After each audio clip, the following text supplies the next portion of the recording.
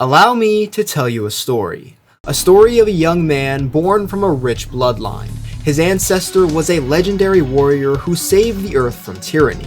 Now his descendant, the last of his lineage, aims to protect his world from the same evil that his ancestor stopped long ago. From birth, he trains in martial arts, honing his inner chi to give him superhuman strength and speed, and he masters the technique of a unique and iconic weapon.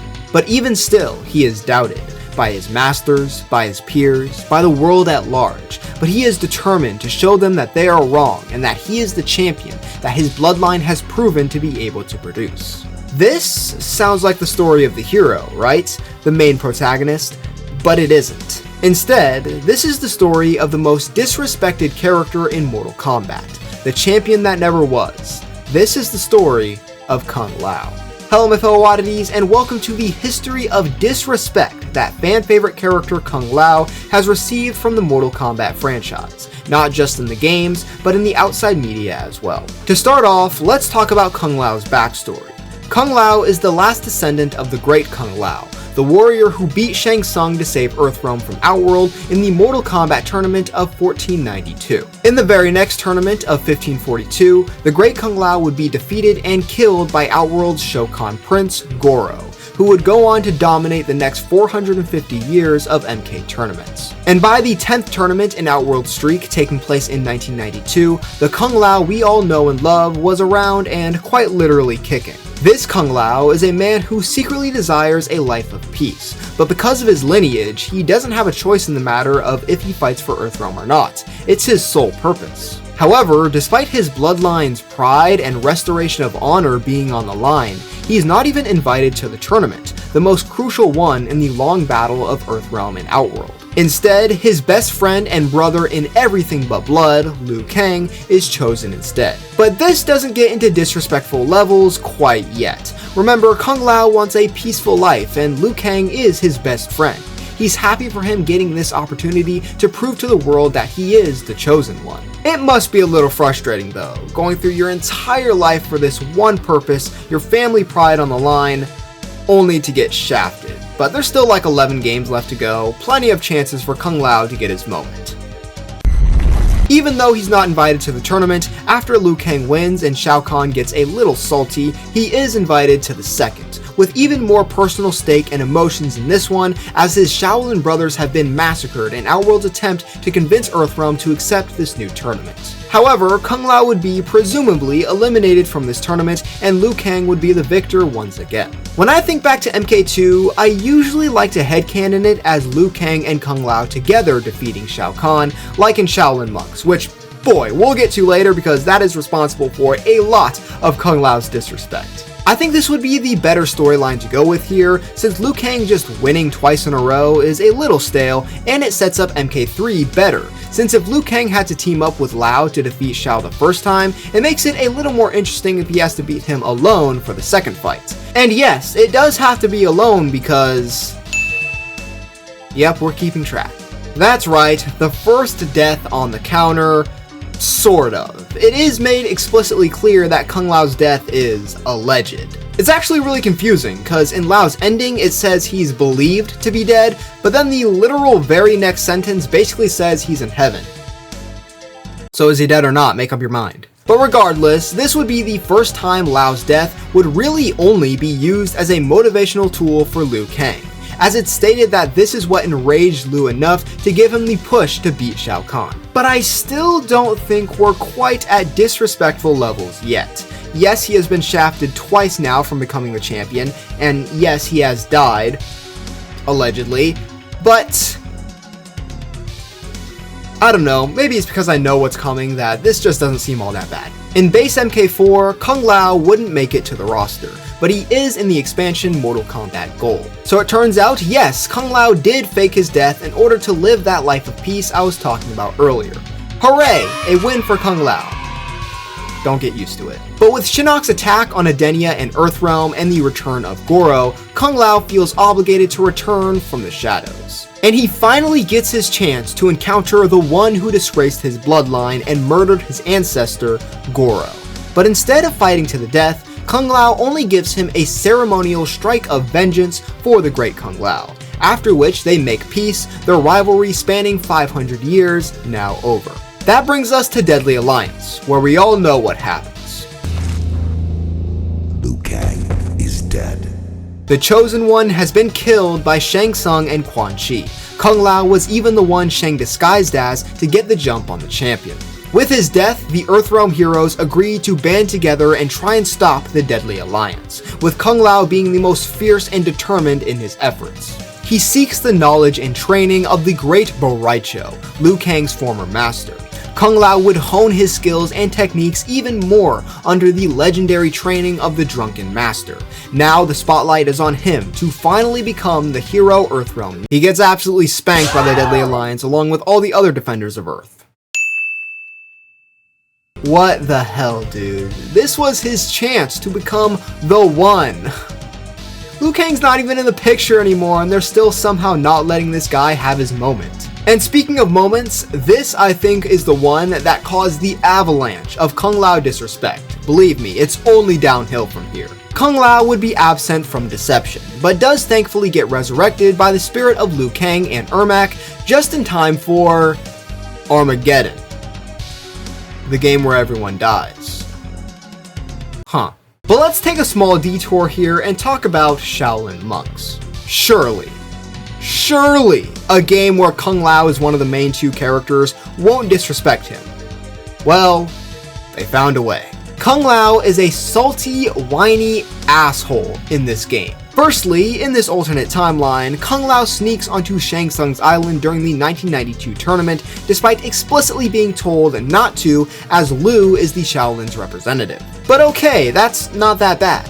But then this dude wants to get all jealous when Liu gets a medal for winning the tournament that he wasn't even invited to in the first place. Not to mention, he is a complete idiot in this game.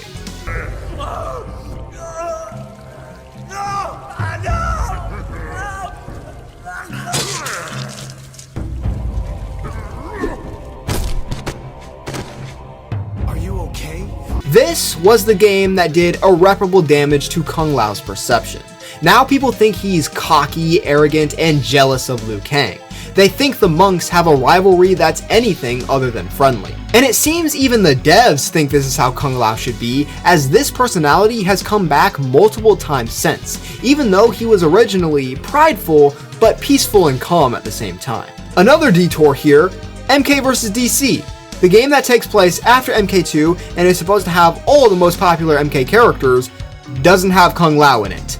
Not even a mention. It was speculated he was planned as DLC, but oopsie daisy, Midway went bankrupt, so that's not happening. But back to the main timeline, sorta, after Armageddon where Kung Lao is murdered by Shinnok, one of the only people said to have survived Armageddon, so he can't even get that. He was killed by a clone of the most lame MK villain. Raiden sends a message back in time to himself from the original MK tournament in 1992, and somehow Kung Lao is here like in Shaolin Monks despite that never happening originally. Don't ask me. And in his first appearance, he gets slapped up by Scorpion. Not a great start. But later on, he actually gets a good little streak going. He beats Noob Saibot, and he gets to avenge a few losses. Firstly, the great Kung Lao's death at the hands of Goro. It's kinda lame that this is how these two finally meet in battle, cause it's kinda just a random meaningless fight, but hey, at least it's something. Then he gets to avenge his own death at the hands of the Deadly Alliance. This does kinda ruin the whole premise of that game since they were meant to be unstoppable. But this is a Kung Lao video, so I said we happy today. He then defeats MK2's sub-boss in Kintaro. He's one fight away, guys. Liu Kang is busy freeing Katana. Kung Lao is the only one who can become Earthrealm's champion. Earthrealm is free. The universe just ain't letting this man catch a break. Well, I guess in the end, he, did catch a break. What you say? If the Deadly Alliance death was the beginning of the disrespect, this is when it really exploded. Everyone talks about this moment when Kung Lao was right there, but just gets cheap-shotted again only to motivate Liu Kang to beat Shao Kahn. And I think the big difference between why so many people associate the Kung Lao bullying with NRS, when really it did start all the way back with Midway, is Kung Lao's personality. Shaolin Monks made him super prideful and jealous, so you just kind of feel more bad for him because it's clear he cares more and his self-worth is on the line. In MK9, he's not nearly as bad as Shaolin Monks, but it's clear by how he goes against Scorpion that he is very prideful. So it gives you kind of secondhand embarrassment to see him lose so much. But after this, Kung Lao would be brought back as a mind-controlled revenant by Quan Chi, and it stays this way for the rest of this game as well as MKX. And it doesn't stop there. We're not done with Mortal Kombat X because they also introduce Kung Jin, meaning Kung Lao isn't even the last descendant of the great Kung Lao now. What is Kung Lao's purpose anymore? What does he even do?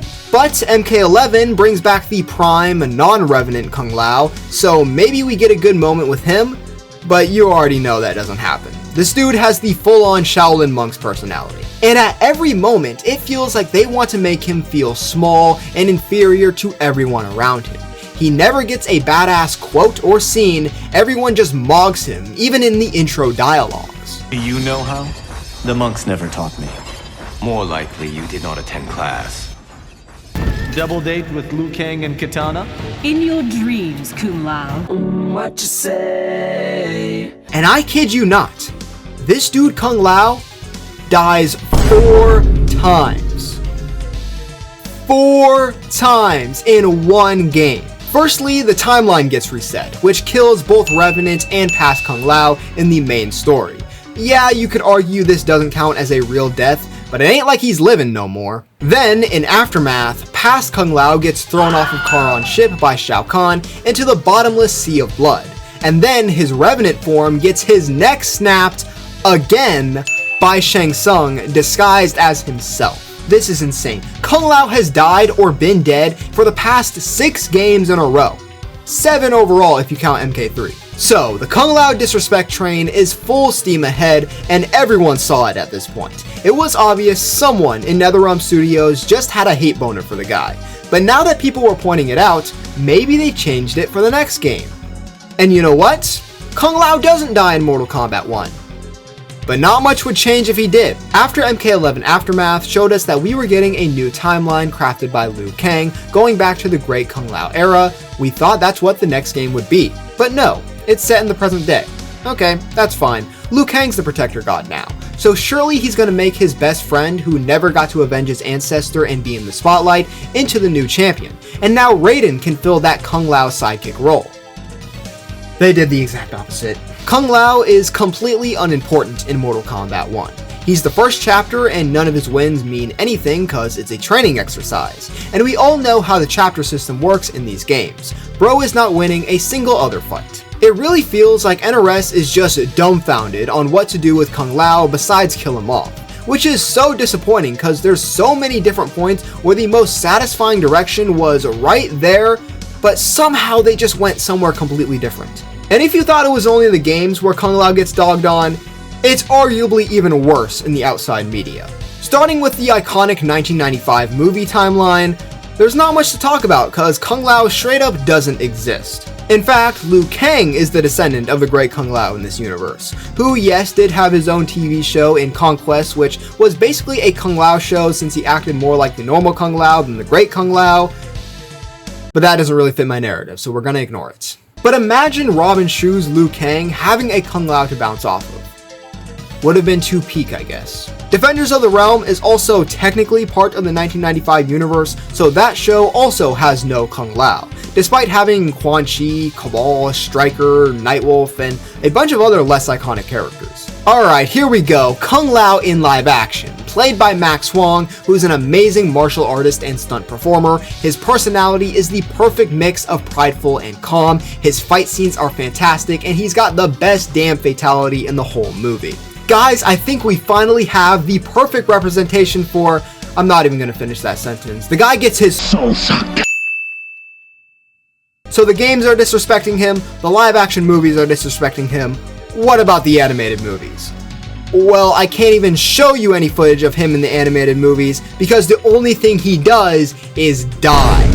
I am of course talking about Mortal Kombat Battle of the Realms, where he does literally nothing, has barely any dialogue, and just dies, and quite brutally too. At least the other deaths were mostly bloodless. This is just so unnecessarily and almost hilariously gory. At this point, Kung Lao is the jobber of the hero side. Any sense of purpose he once had has been stripped away in favor of being a motivational plot device for other characters. So what can be done? Well, I really think he only needs a game.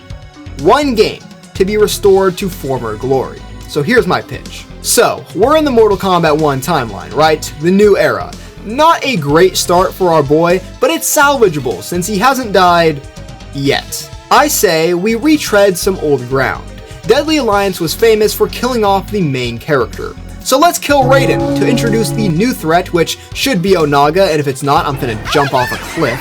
Now, just like before, this sets up Kung Lao beautifully to rise up and become the champion he was always destined to be, but never became.